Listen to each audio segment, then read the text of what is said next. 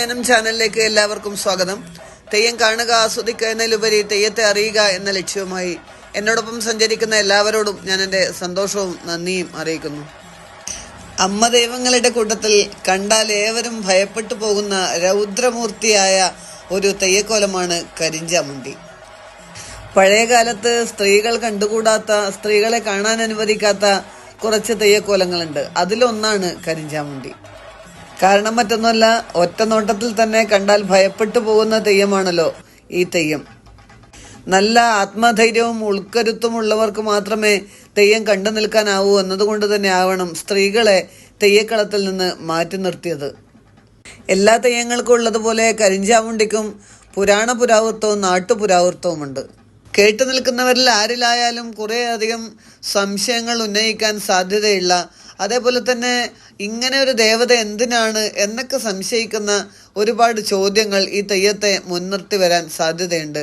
അങ്ങനെ ഒരു നാട്ടുപുരാവൃത്തം തെയ്യത്തോടനുബന്ധിച്ച് നിലവിലുണ്ട്.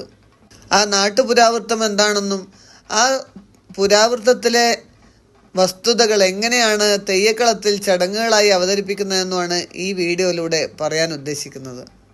ചണ്ടമുണ്ടന്മാരെ വധിക്കാൻ വേണ്ടി ശക്തി പരമേശ്വരിയുടെ നെറ്റിത്തടത്തിൽ നിന്ന് ഉത്ഭവിച്ച മൂർത്തിയാണ് കരിഞ്ചാമുണ്ടി. ദൗത്യങ്ങളെല്ലാം നിറവേറ്റി ആയുധവും സമർപ്പിച്ച് ഭൂമി ലോകത്തേക്ക് ഇറങ്ങിയത് മറ്റൊന്നിനും വേണ്ടിയല്ല, ദുഷ്ടരെ ശിക്ഷിക്കാനും സജ്ജനങ്ങളെ രക്ഷിക്കാനും വേണ്ടി തന്നെയാണ്. എന്നാൽ ഈ ദേവതയുടെ നാട്ടുപുരാവൃത്തം കേൾക്കുമ്പോൾ നമ്മളിൽ ഒരുപാട് സംശയങ്ങൾ ഉയർന്നു വരുന്നുണ്ട്. തൻ്റെ ഭാര്യയ്ക്ക് പ്രസവവേദന തുടങ്ങിയപ്പോഴാണ് പേറ്റിച്ചേത്ത് അന്വേഷിച്ച് ആലിമാപ്പിള അർദ്ധരാത്രിയിൽ പുറത്തേക്ക് ഇറങ്ങുന്നത്. പഴയകാലത്ത് അങ്ങനെ ആയിരുന്നല്ലോ. ഹോസ്പിറ്റലും സൗകര്യങ്ങൾക്കുമെല്ലാം അപ്പുറത്ത് ഓരോ പ്രദേശത്തും പ്രസവം എടുക്കുന്ന കുറേ സ്ത്രീകളുണ്ടാവും. അതായത് മലയ സമുദായത്തിലെ മറ്റ് സമുദായങ്ങളിലൊക്കെ സ്ത്രീകൾ പ്രസവം എടുക്കൽ എന്നത് അവരുടെ കുലത്തൊഴിൽ തന്നെ ആയിരുന്നല്ലോ. ഏത് അർദ്ധരാത്രിയിലാണെങ്കിലും വീട്ടുകാർ വന്ന് വിളിച്ച രാത്രിയോ പകലെന്നോ നോക്കാതെ അവർ പ്രസവത്തിനായി പോവുകയും വളരെ കൃത്യമായി തന്നെ അത് നിർവഹിച്ചു വരികയും ചെയ്തിരുന്നു പഴയകാലത്തെ ഗൈനക്കോളജിസ്റ്റ്. ആലിമാപ്പിളയും അങ്ങനെ ഒരു പേറ്റിച്ചയെ തേടി തന്നെയാണ് പുറപ്പെട്ടത്. വഴിയിലെത്തിയപ്പോഴാണ് വളരെ സുന്ദരിയായ ഒരു സ്ത്രീ മരത്തിന്റെ ചുവട്ടിൽ ഇരിക്കുന്നത് കണ്ടത്. അന്വേഷിച്ചപ്പോൾ പേറ്റിച്ച് തന്നെയാണെന്ന് മനസ്സിലാക്കിയ ആലിമാപ്പിള ഈ സുന്ദരിയായ സ്ത്രീയെയും കൂട്ടി തൻ്റെ വീട്ടിലേക്ക് പുറപ്പെട്ടു. വീട്ടിലെത്തി പ്രസവമുറിയിൽ കയറിയ പേറ്റിച്ച് അമ്മയെയും കുഞ്ഞിനെയും ഇല്ലാതാക്കുകയാണ് ചെയ്തത്. വിവരമറിഞ്ഞ ആലിമാപ്പിള ഈ സ്ത്രീയുടെ നടുവിന് നോക്കി ഒറ്റ ചവിട്ടാണ്. സ്ത്രീയാകട്ടെ തൻ്റെ തൽസ്വരൂപമായ ചാമുണ്ടിയുടെ രൂപത്തിൽ കടന്നു വരികയും അങ്ങനെ ആലിമാപ്പിളെ ഇല്ലാതാക്കുകയും ചെയ്തു. സജ്ജനങ്ങളെ പരിപാലിക്കാൻ വേണ്ടി ഭൂമി ലോകത്തെത്തിയ ഈ ദേവത എന്തുകൊണ്ടാണ് ഈ സ്ത്രീയെയും കുഞ്ഞിനെയും ഇല്ലാതാക്കിയത് എന്ന് എല്ലാവരുടെ മനസ്സിലും ഉയരുന്ന ഒരു ചോദ്യമാണ്. അസുര നിഗ്രഹം കഴിഞ്ഞ് കോപമടങ്ങാതെയാണ് ചാമുണ്ടി ഭൂമി ലോകത്തെത്തുന്നത്. അതുകൊണ്ട് തന്നെ നിഗ്രഹിക്കാനുള്ള ത്വര ചാമുണ്ടിയുടെ ഉള്ളിലുണ്ട് എന്നതാണ് വിശ്വാസികളുടെ ഇടയിലുള്ള ഒരു വിശ്വാസം.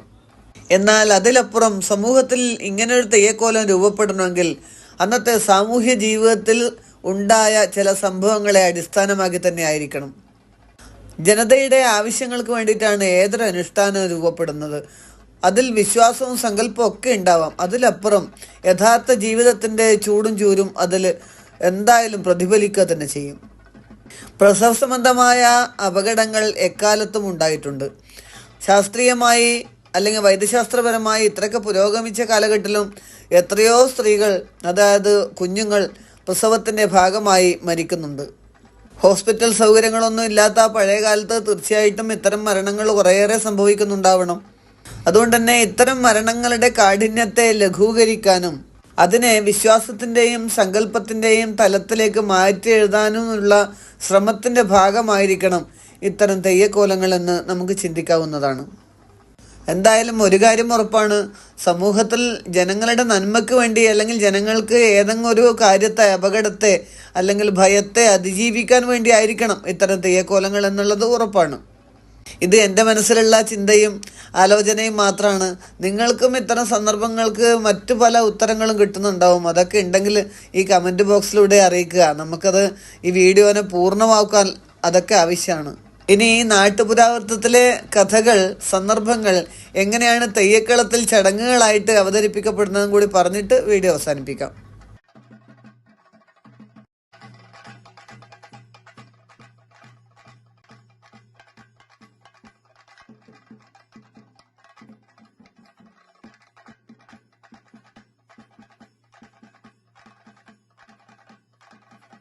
ചാമുണ്ടിയുടെ ശരിയായ രൂപത്തിലാണ് ആലിമാപ്പിള കാണണമെങ്കിൽ ഒരിക്കലും പേദിച്ചാണെന്ന് വിചാരിക്കൂലല്ലോ. അപ്പോൾ അതൊന്നും മനസ്സിലാകാത്ത വിധത്തിൽ വളരെ സുന്ദരിയായ സ്ത്രീയായിട്ട് വേണം നിൽക്കാൻ. അതുകൊണ്ട് തന്നെ സുന്ദരിയായി നിൽക്കുക എന്നുള്ളത് ഈ കഥയെ തന്നെ അല്ലെങ്കിൽ തെയ്യത്തെ നിയന്ത്രിക്കുന്ന ഘടകമാണ്. അത് തെയ്യക്കളത്തിൽ വളരെ ഭംഗിയായിട്ട് ആടി ഫലിപ്പിക്കും തെയ്യം. അതുപോലെ തന്നെ തൻ്റെ ഭാര്യയെയും കുഞ്ഞിനെയും ഇല്ലാതാക്കിയെന്ന് പറയുമ്പോൾ ആലിമാപ്പിളക്ക് ഉണ്ടാവുന്ന ഒരു കോപമുണ്ട്. നമുക്കത് ഊഹിക്കാവുന്നതേ ഉള്ളൂ അല്ലേ. ഒരുപക്ഷെ ഈ ചാമുണ്ടി ആയിരിക്കില്ല അമ്മയും കുഞ്ഞിനൊന്നും ഇല്ലാതാക്കിയിട്ടുണ്ടാവുക.